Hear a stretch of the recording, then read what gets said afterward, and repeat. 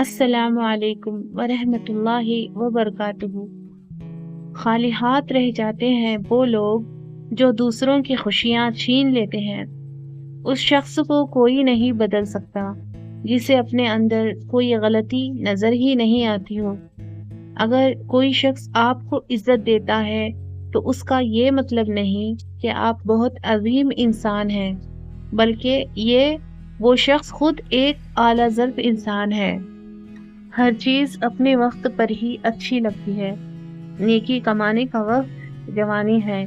افسوسناک بات ہے کہ ہم نیکی اس وقت کرتے ہیں جب برائی کے قابل نہیں رہتے۔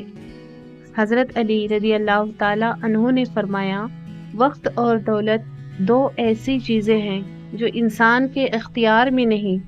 وقت انسان کو مجبور اور دولت مغرور بنا دیتی ہے۔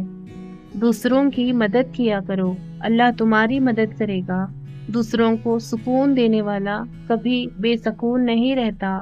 بہت خوبصورت بات ہے زندگی میں خود کو کبھی کسی کا عادی مت بنانا، کیونکہ انسان بہت خود غرض ہے۔ جب آپ کو پسند کرتا ہے تو آپ کی برائی بھول جاتا ہے، اور جب آپ سے نفرت کرتا ہے تو آپ کی اچھائی بھول جاتا ہے۔ اچھے انسان کی سب سے پہلی اور سب سے آخری نشانی ہے کہ وہ ان لوگوں کی بھی عزت کرتا ہے جس سے کسی قسم کے فائدے یا مفاد کی توقع نہیں ہوتی۔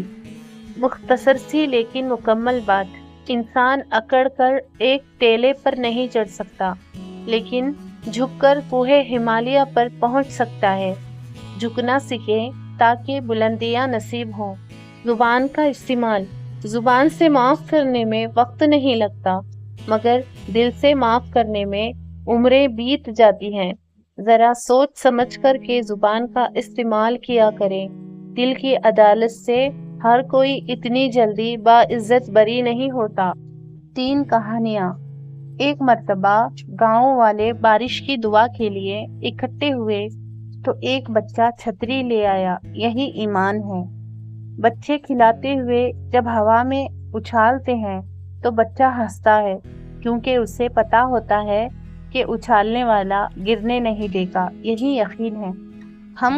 ہمیں خبر نہیں ہوتی کہ صبح زندہ اٹھیں گے کہ نہیں، مگر پھر بھی رات کو سوتے وقت الارم لگا دیتے ہیں۔ یہی امید ہے۔